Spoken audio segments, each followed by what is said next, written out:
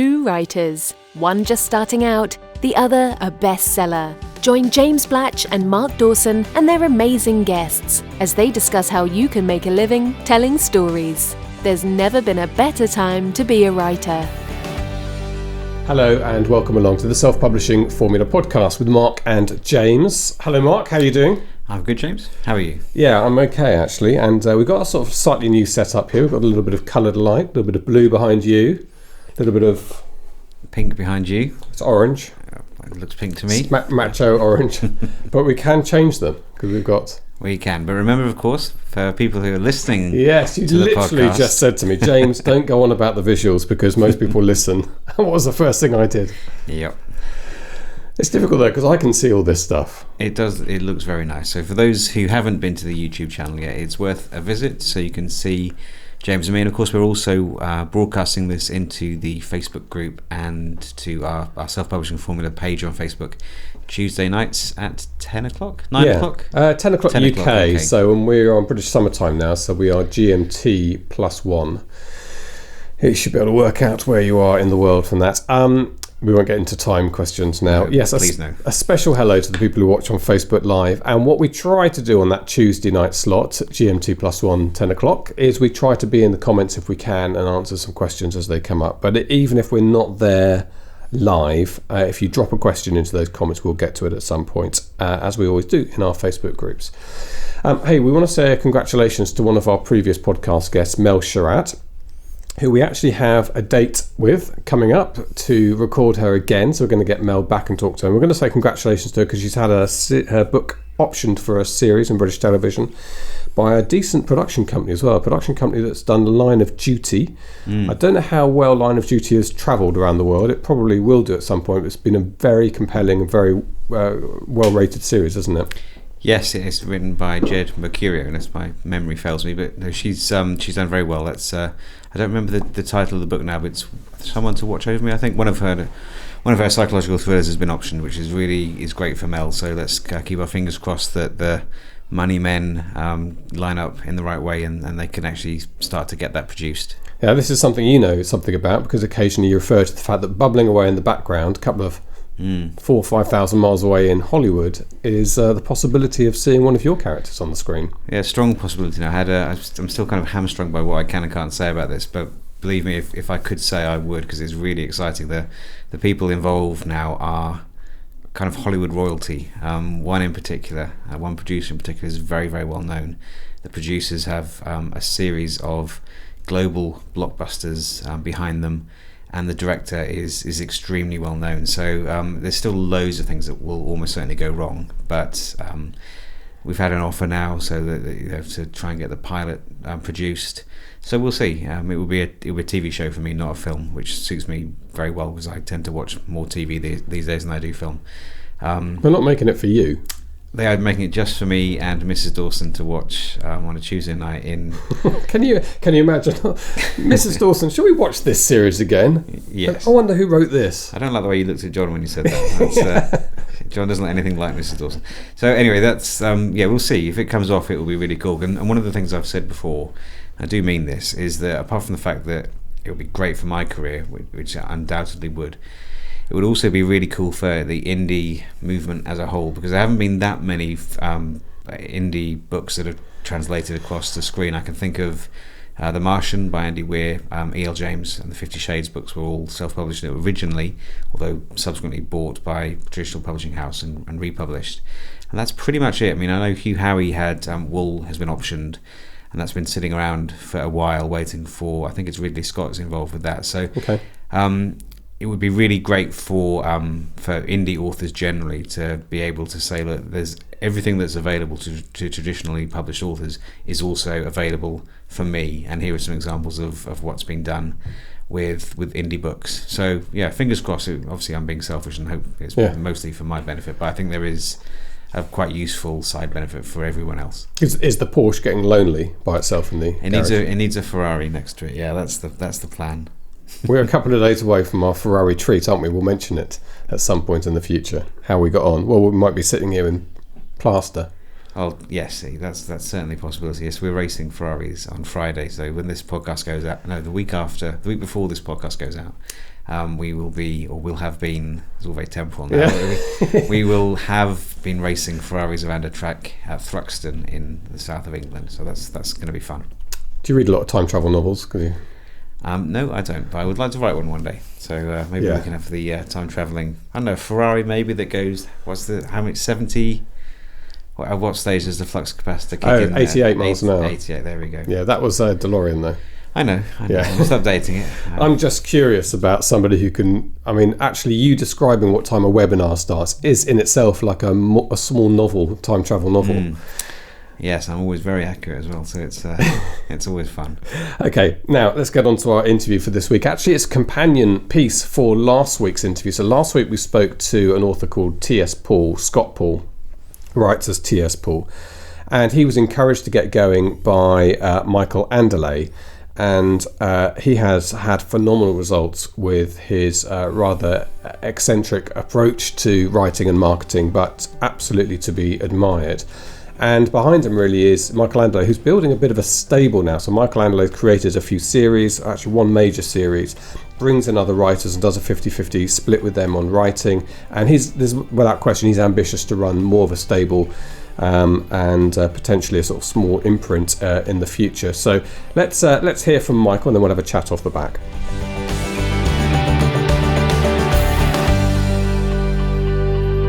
All right, my name is Michael Anderle. I am a indie published author. My first book came out in November 2nd of 2015. I've done about 19 of my own titles, of which I would call 17 books and 2 of them novellas. I have another something like 16 collaborations that I've done, so call it 35, 36 titles out right now. I'm a top 100 author on Amazon. And my series, Grythian Gambit, with all the collaborations, have a little over 120 million Kindle edition pages read. Okay, that's quite an impressive LOA to pitch. And so, Michael, you it's science fiction and fantasy, science fiction more than fantasy. How do we describe your genre? You describe it as saying it's not written to market. It starts out with vampires and other paranormals, and then about halfway into book 1, you find out that it is actually a science fiction that totally skews the notion of where vampires and werewolves and things like that came from. Okay. Sounds intriguing. And you say it's not written for market. Obviously, everybody knows that you should really write something that you love, that you want to read, but then we're indies, so we do have to market it ultimately. Has that been a challenge for you, or have you turned it to your advantage? It was a challenge in the beginning, and I was cognizant enough to know that I needed to market it to market, even if the book wasn't written to market. So the book series is broken up into 3 arcs of 7 books each. And what I chose to do was market those first 7 to a more paranormal, vampire, warrior woman type of cover. The lady with the katanas. Yeah, okay. So you did a little bit of tweaking here and there, fan service, as I think the Japanese call it. Like that. Yeah, to try and get that audience. And that's gone, let's say, pretty well for you. It has done very well for me, thankfully, very much. I don't know where to go with that because, there's some people who have already known, but the first month was like $430 gross dollars. And by month 3, I was over 12,000 gross dollars. And then I have a video out where I explained I had done over 50,000 net by July, so in a month. Yeah, and let's talk about the success, because I know that you've got a friend, Scott Paul, who writes as T.S. Paul, who you've encouraged to write. And when we interviewed T.S. Paul, he said really the only reason he was writing is because you were the one in his ear saying you should write a book, and he has done tremendously successful as well. And I think, have you helped him on the marketing side as well, or are you simply encouraging him to write? Some of it was encouraging to write. Scott certainly gets all the credit for all of his success, and I think that's awesome. And I think really the only thing kind of related to that was I was the final person who encouraged him to write. His wife encouraged him and others, and I don't want to take anything away from them. So especially when I meet her later this month, I don't want to do anything like that. But we did share some marketing, but Scott has everything to gain, because one of the things that I think is wonderful is in his particular story is he wrote shorter fiction, right? The 20K, 18, 20, 22K in the beginning. And he is impatient, kind of like I am. And when it came time for him to put his first book up, you know that whenever you place and to publish the book, it says, what price are you going to be at, right? Well, in this time frame, which is February of 2016, if he had asked me, if I had been awake, I would have told him, price it at 99 cents. I wasn't awake, and he is impatient, and he used the Amazon that said, where can you get the most money? And Amazon told him $2.99. So that's what he did. And then he makes a killing at it. Everybody at that time that you would listen to, and K-Boards and others were saying that you have to price short stories at 99 cents or no one's going to read it. And he took Amazon's suggestion and went to the bank with it. Yeah. I mean, we are going to go back to talking about you, believe me, in a minute, but I want to talk about Scott a little bit more because It is an absolutely remarkable story. And when I was interviewing him, I was flabbergasted, frankly, at what he was telling me, the figures he was turning over. And he seems to have broken every convention. I mean, you've mentioned the price there, but there are other things as well. He said his books had typos in them. They weren't particularly well formatted. I read one of them that has been he's got it back, he's reworked it, put it back up, and it's still got typos and stuff in it. Not as bad, I think, as it was before. And yet, can you argue with his bottom line? He's hit a rich vein of something, and I honestly don't know what to make of it. That situation related to that is something that I encountered as well, and part of it was the fact that you have stories, you have well-edited stories, and then you just have well-edited words on a page. My personal belief in what happened both for Scott and myself and others is our stories supersede the edit mistakes. And frankly, my experience has been at times with some editors, they edit out the heart of the story. And I might get people upset with me for saying this, but I will go to the wall on this one. And I have seen situations where I've sent some things out and you will get edits back that is like, this is how it must be.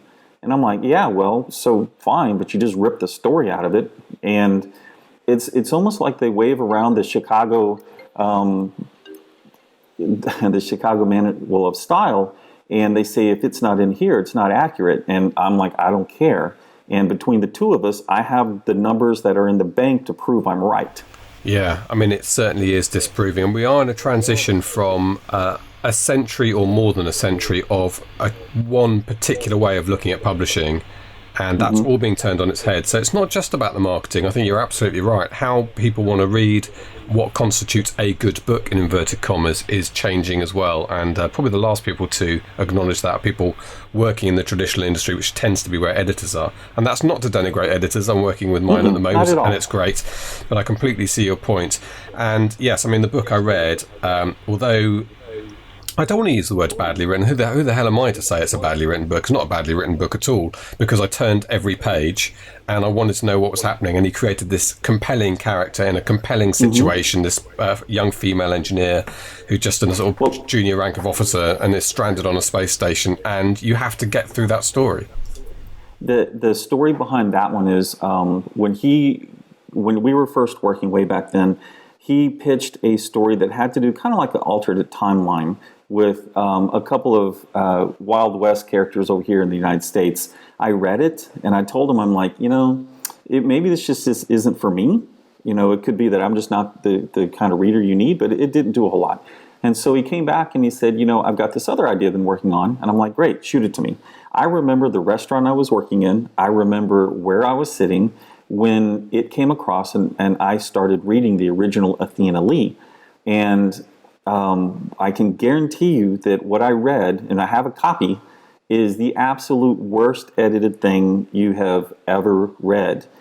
And I go through it and I get to the point where he stopped, of where he pitched it to me. And I wrote him back, and I hope this doesn't, it might have to get bleeped out, but my exact words was, this is the shit. Give me more of this, because I don't care about the rest of it. I have to know what's going to happen next, because he has already grabbed me emotionally. And he has already grabbed me with what's going on, and I care about the character. The rest of it can be fixed, but if you can't write that, you're kind of screwed. Yeah, that's really good advice, and I know I completely agree about the story. And it was a very, as I say, compelling situation he created straight away that got you in there. And he's continued turning out short story. He loves writing his shorts, and he does some stuff for free, I think, doesn't he, on his website quite a lot? And that's He does what he calls Wilson Wednesdays, which are some shorts. It's one of his marketing ploys. And then what he'll do is he'll wrap those up after 10 or 11 weeks and put it out as a collection. So take it off the website and put it up as a collection. Really good, really smart. His Federal Witch books are a lot longer now. So they're 50, 60,000 words, I think. Okay. Yeah.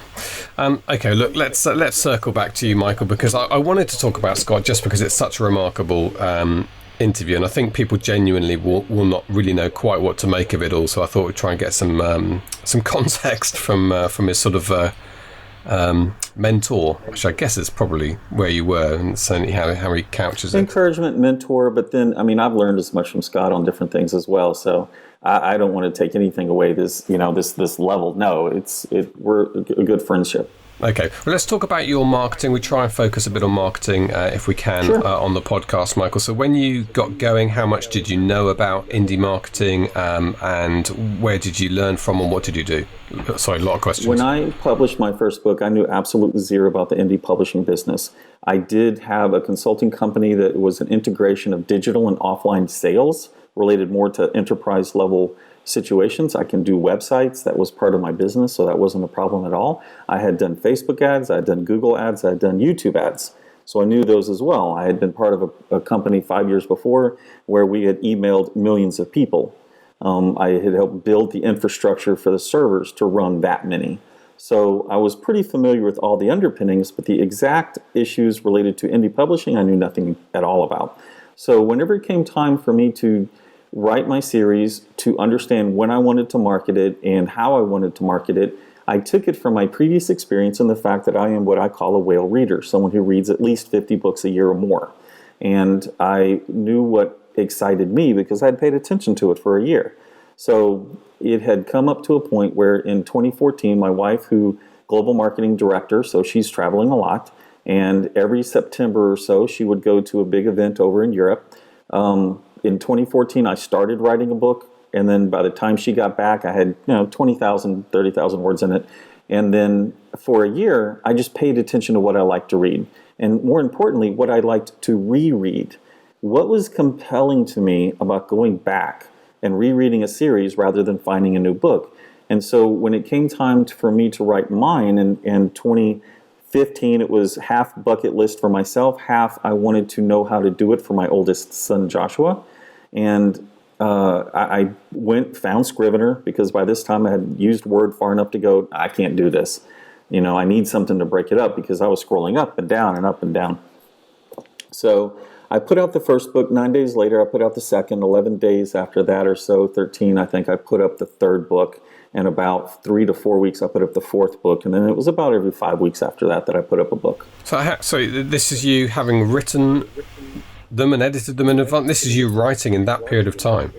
Yes, and that explains why originally, I wrote the first, when I started and decided I was going to write it, I think I wrote the first book in maybe a couple of weeks and then put it up there. And then NaNoWriMo, of course, is going. So I'm like, ooh, I just did this. Let me do NaNoWriMo. So I wrote really hard and put up the second book in about 9 days. NaNoWriMo must be slowing down for you. Yeah, it can. When I put out, well over 120,000 words that month, so yes. But, part of it was the fact that business was at a point where I wasn't having to use my creativity, so I had a lot of it pent up. And I knew that it could start again, and I really wanted to do this. And I knew I needed 3 books before I started marketing anything, so I wrote really hard. What about editing? Editing was a really hit or miss situation. I come from the IT field where we have, there's different terms for it. I've used the term minimally viable product to mean put out something to find out if anyone has any interest in it whatsoever. Not like put out the worst piece of crap that you possibly can, which some people have taken it to mean that. And I used Grammarly or Pro Writing Aid. It wasn't until book 4 that one of my fans started helping me edit. an excellent fan from Australia. Book 5, Stephen Russell came along. And then book 6, we had a ton of beta readers, which Scott Paul was one of those. So that was in February of that year, January, February. Okay, so you're a true indie. You sort of built up a community, crowdsourced a lot of your editing and your business effectively, which is a great way to operate.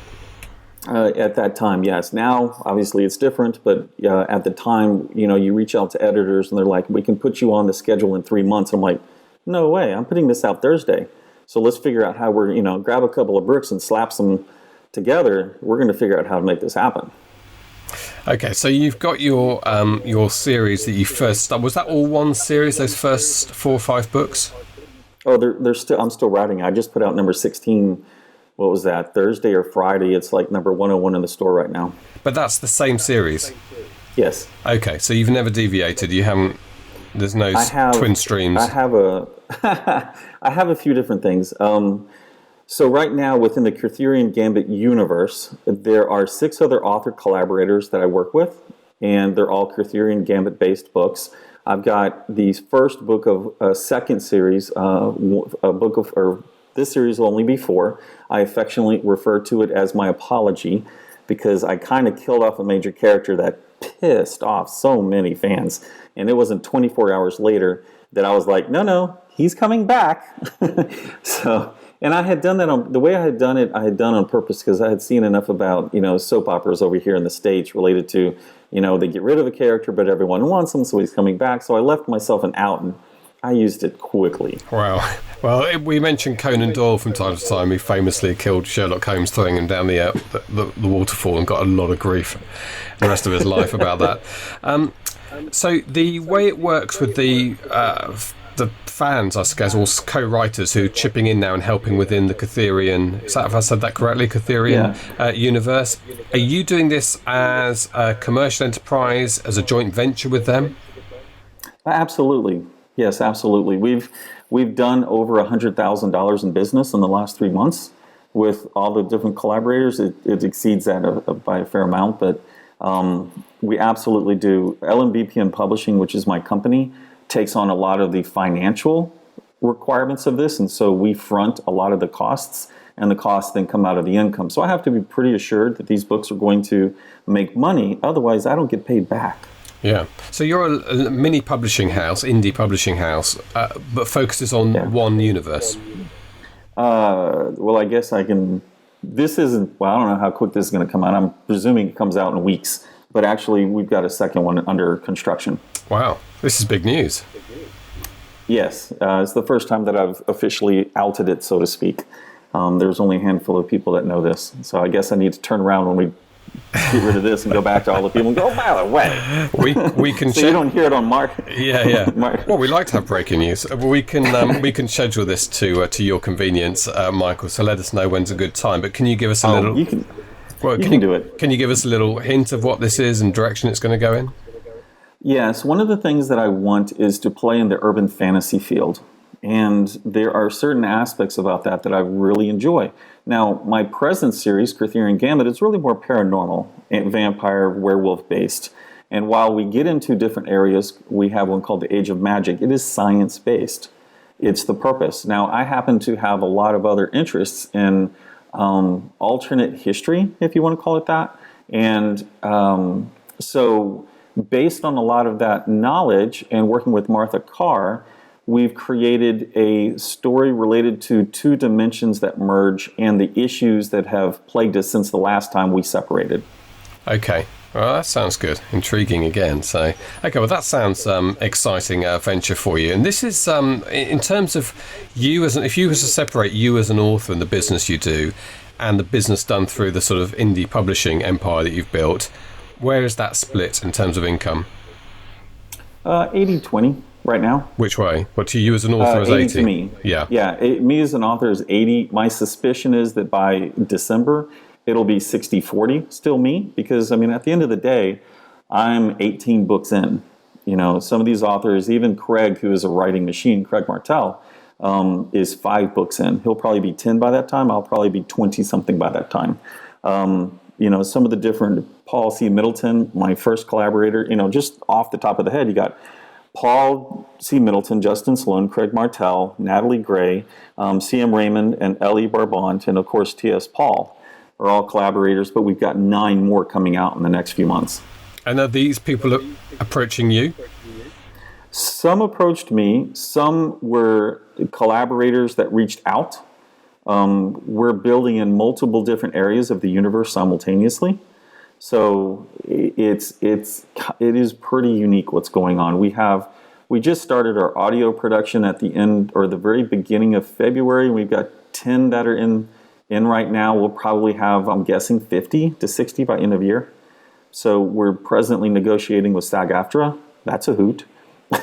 SAG-AFTRA over here, Screen Actors Guild, and others. So there's a guild we have to do for the audiobook narration. Oh, right, okay. So in your long term, do you see the publishing side of it growing? I mean, you talk about starting another series, another branch, but potentially if somebody came to you and said, look, I'm a writer, I haven't got time for all this indie stuff, here's my romance series, can you publish it for me? Yes, that's actually one of the things we're going for. I mean, my goal has always been to become a publishing company, and I'm using the income from first my books and then now my income from joint projects to help fund that and move it forward.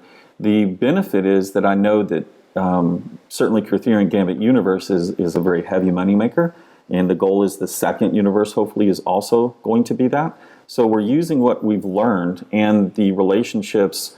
We have 6 to 8 artists on staff, so to speak. We have 4 to 6 editors that we tap, not including other collaborators, editors. We have a Slack group of almost 50 people that we all are in, and I make available to the collaborators because at the end of the day, I want their success.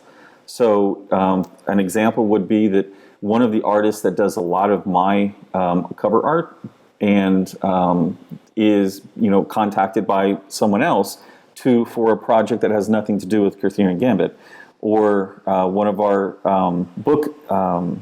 the guys that lay out the books. One of the artists reached out to him because he wants his book done the same way or the same quality as what we're doing, and so I'm like, hey, he's in there, just reach out to him.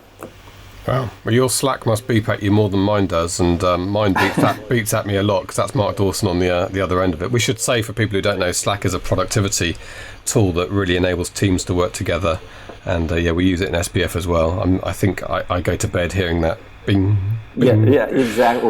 Or whenever you get to one of the, after a while, and you just hear. Yeah, you don't want to hear that. Well, this is a really intriguing area, and in terms of how the whole indie world is developing, you won't be alone in this. I mean, there are other people who, and I think there are other people who probably could do what you're doing, who have people coming to them. Go on. Yeah, I've encouraged to. I reached out to Michael Cooper, MD Cooper, and he had made mention one time, so I encouraged him, brought him into Slack and said, hey, here's how ours is filled up.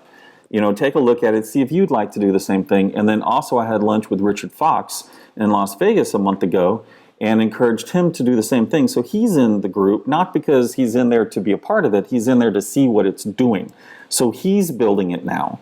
And the reason I like this is because I want to help indie authors. There are many indie authors who need a help up, a leg up. And by writing an existing universe, you can both benefit the existing author, myself, right?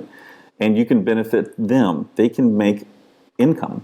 One or more of my authors who are working full-time are now leaving. They're leaving their job and becoming a full-time author because of the power of being just a collaborator in the Arthurian Gambit and facilitating their own future as well. And I think that's fantastic, and I'd love to see more people do it.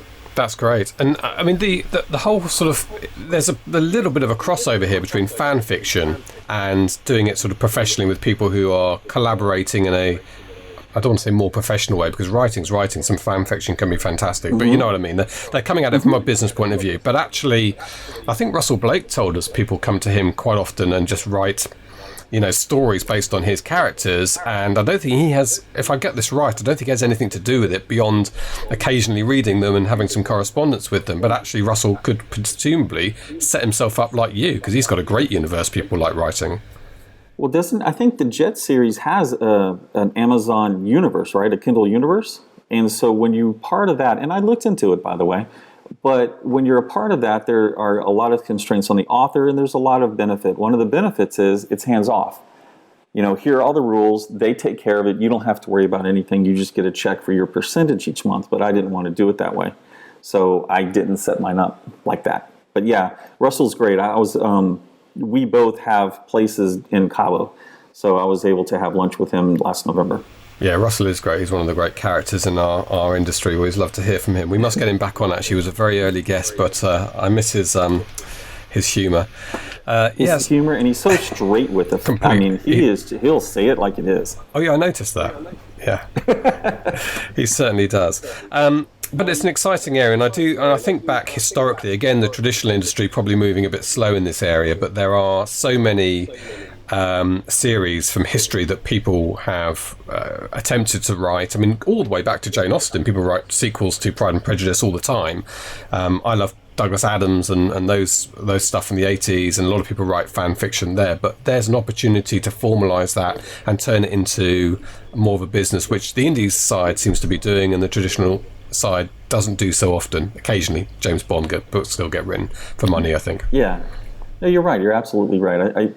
I would find it really interesting to sit down with a lot of trade pubs and just kind of ask them what they think, because at the moment I'm reaching out and finding out, okay, how do I break into trade? Not necessarily trade pub companies, but how do I break into the stores? Because the reality is, if you look at it, yeah, indie and e-books are probably half the market-ish, so to speak. And we know that the future is going to be that it's going to be a downward slide for paper.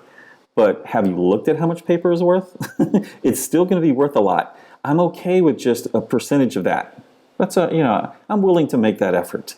Because even if it's only there for another 3 to 8 years or 9 years, you're still talking about potentially hundreds of millions of dollars. And how are you doing your deals with authors? Are these done individually, or is there a formula? In general, it's 50% for each of us, and that's obviously net. We do $500 per cover. I front the cover. The cover cost comes out half from the income.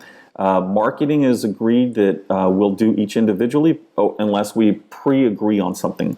I have told every one of my authors, if you get a book club, I'll pay for the first one. You don't even have to ask me. So if you get it, just give me the bill. Other than that, that includes everything. If we were to get a movie deal on one of these, they'd get 50%. I have the ability to go and negotiate any contracts in a Criterion universe because I own it. It's my universe. I'm going to do it. If I go and do a radio play in Zimbabwe and I make $1,000, I'm obligated to give them 500 of it. They don't. They just wake up and money is there. So that is kind of the gist of everything. Their name is on top of mine. You'll see every single book. Their name is on top. Our names are the same size. If it's left-right, which we had to do, then their name is first on the left. So there isn't any of the situations where there's a huge Mike Anderle and then tiny little print, their collaborator name. So they deserve the credit for a lot of this, and they're working their tails off. I mean, again, something the traditional industry does do at the moment, I've noticed, with some fairly big named authors, including one or two who've passed away, and their names still appearing quite large on the book. And then you obviously realise someone else has written it, quite small letters. Yeah. And in terms of the marketing then, so do you run a mailing list for the Criterion empire? Yeah, this is, I pulled up the numbers so that we could talk about them. So in 2016, I did $14,924 of Facebook ads. This is less than 3% of income, So 2017, we're at 9,000 already for the first quarter. So assume that's going to be 36,000. Once again, this is going to be just a couple of digits of percentage of income going forward. So it really isn't a big amount. But we do Amazon ads, so Amazon Marketing Service. It really helps the Kindle Unlimited part. The email list is approximately, well, right now it's 2,823 names. And that is mostly driven by links inside the books. And it's a call out due to my somewhat horrific editing in the beginning. I did something I call the apology around book 5. And I said, hey, we're getting these editing is getting a lot better, and I sincerely apologize. And for everybody that has been following along and suffering through this for the sake of the story, I will put out the next book at 99 cents. If you'll get on my email list, I'll make sure to let you know in advance or during that time so you can pick it up at the cheap price. And what happened is it became every single book, not just that one.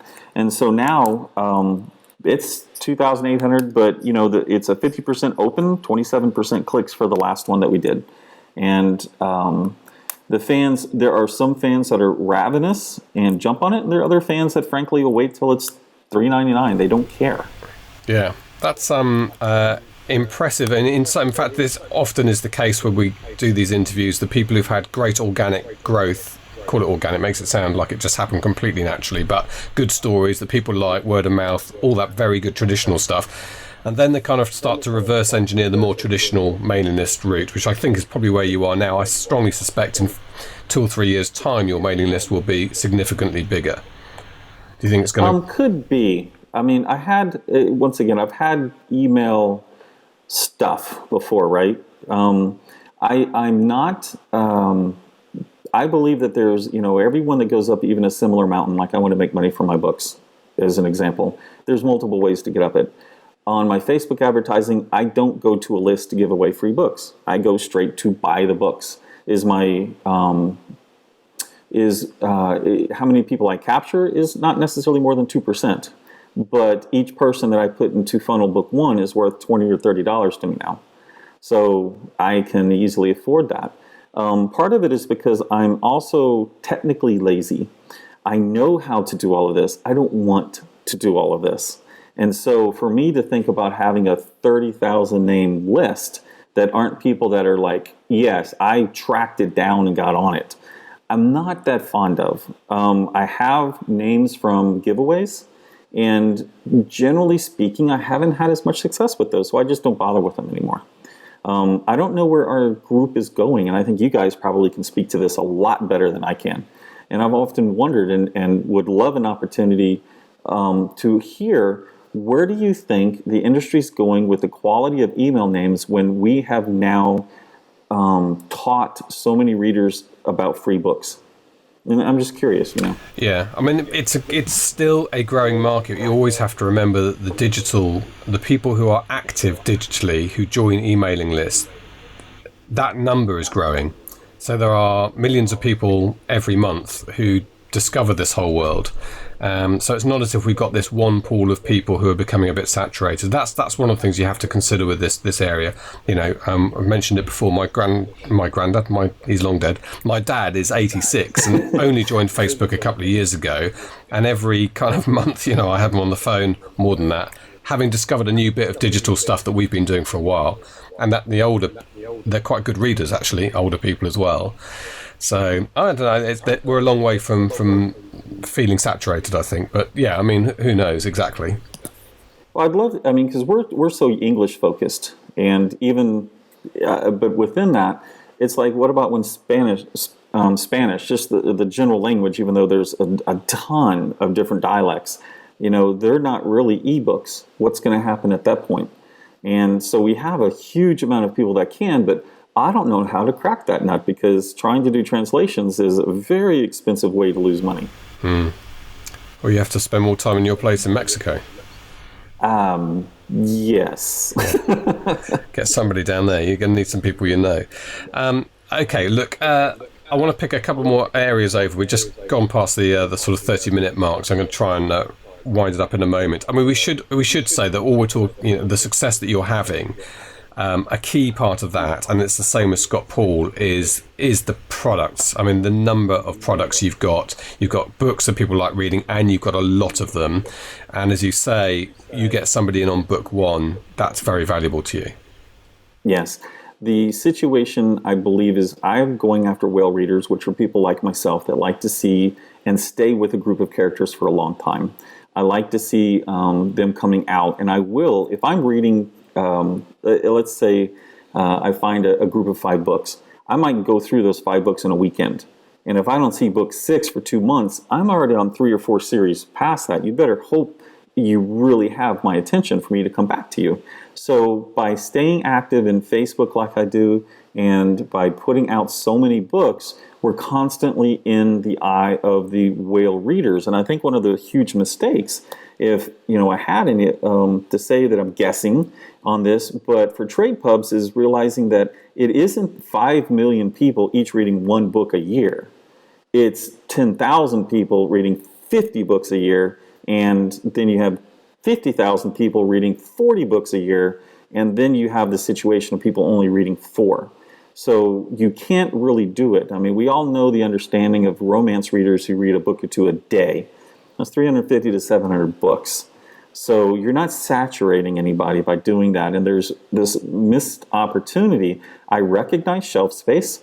So why is it that we can't come up with new and unique ways? There's honestly plenty of places that we can stick something that only takes up 2 square feet on the floor.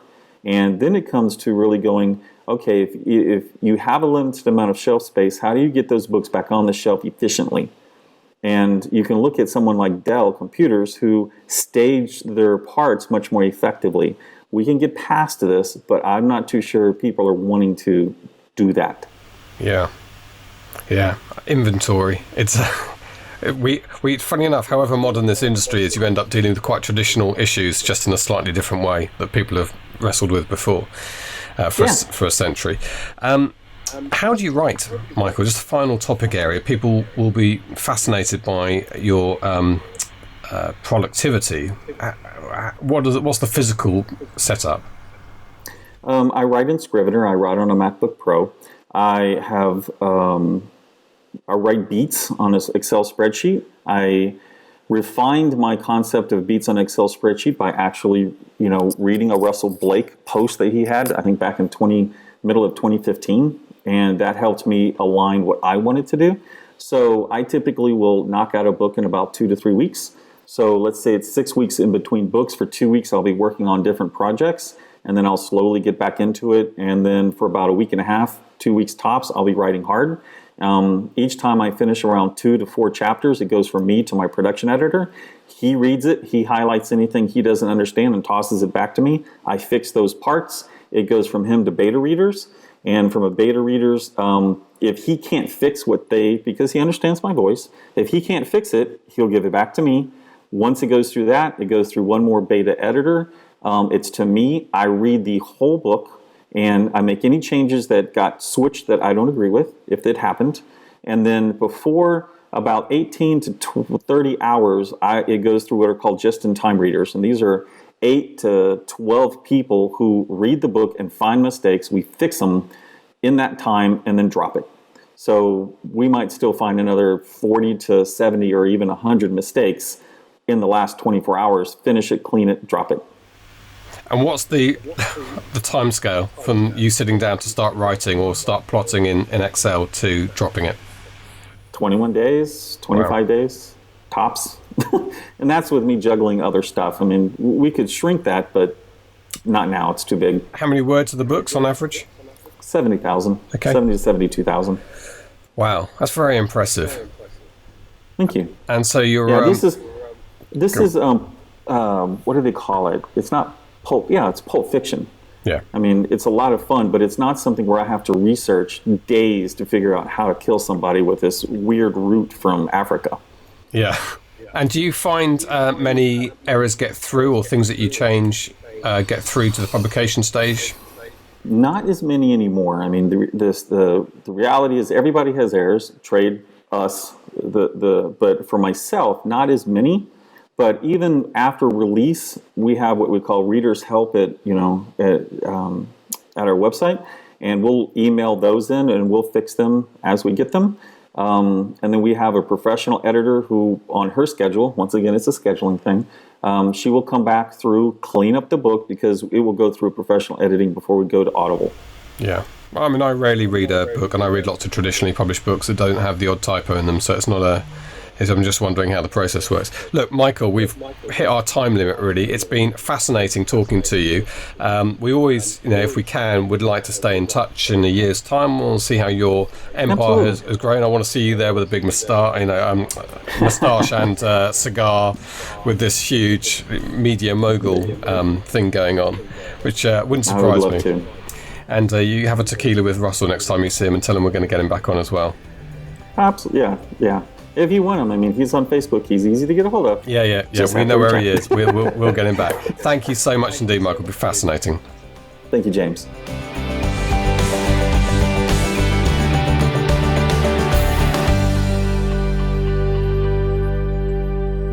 So, interesting listening to Michael. He's obviously got a slightly different approach to self-publishing than most of us, of most of the people listening who are really thinking about their books and how to sell them. And Michael Anderle is looking a bit broader than that. Yeah, quite a few indies, or the kind of bigger indies. I can think of a handful who are setting up small presses, often to publish their own books, but sometimes to publish books by other authors as well. Michael's doing it extremely well. He's very open about what he's done. There's a series of really useful posts on Kboards that he's written to set out what he's been doing, and he's also got a very good Facebook group. I think it's called 20 Books to 50k, which the name kind of gives away what the intention is there, but it's a big group now, 6,000 or 7,000 authors in there, with lots of information being passed to and fro. So yeah, he's got some fairly big ideas. I kind of thought about doing something similar to that 6 months to a year ago. It might be something that I come back to look at a little bit later on, but I'm slightly more hands-on than he is, and I'm very, very cautious about introducing new writers to the audience that have grown up with my particular kind of writing. That's not to say that I'm better than anybody else, although I am. But Obviously, no, not really.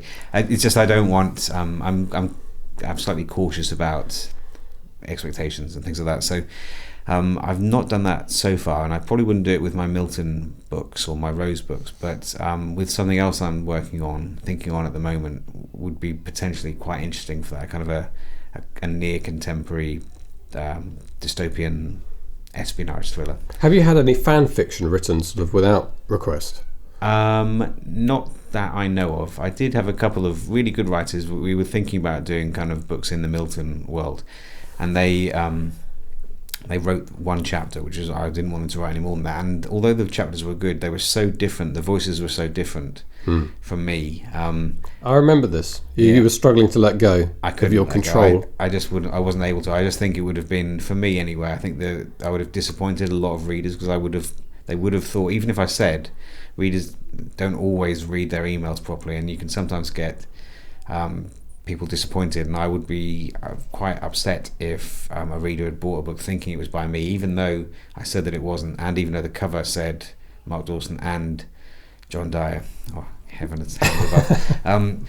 I think there's a potential for disappointed readers, and the last thing you want to do is disappoint readers. So I think if I was going to do something like that, it would be something brand new, where I would write an introductory novel, and then I would allow other people into the universe to spin off and do that.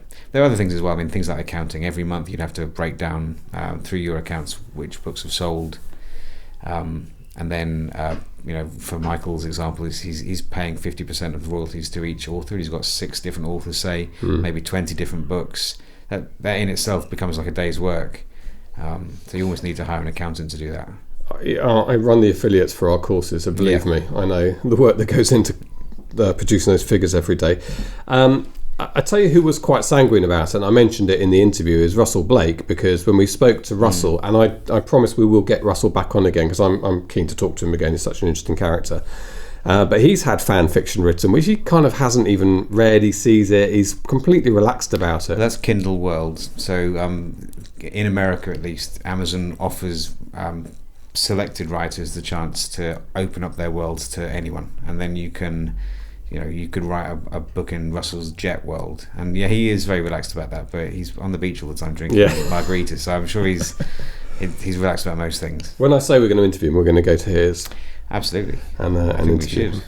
Good. Okay, we mention it every week, but you can get a fabulous book that contains all the best bits of the podcast in textual form. And you simply go to selfpublishingformula.com/vault, VAULT, and we'll send you that ebook. It's searchable on the sort of subjects that we've talked about. That's it for this week. Thank you to Michael Anderle. Thank you to the controlling Mark Dawson. And if I guess there's a possibility that this famous, as yet unnamed Hollywood producer calls during the week, we may or may not see you next week, but let's hope. It's possible. It's, I think I'll probably be around next week, but the week after that, who knows? It could be Malibu. You've been listening to the Self-Publishing Formula podcast. Visit us at selfpublishingformula.com for more information, show notes, and links on today's topics. You can also sign up for our free video series on using Facebook ads to grow your mailing list. If you've enjoyed the show, please consider leaving us a review on iTunes. We'll see you next time.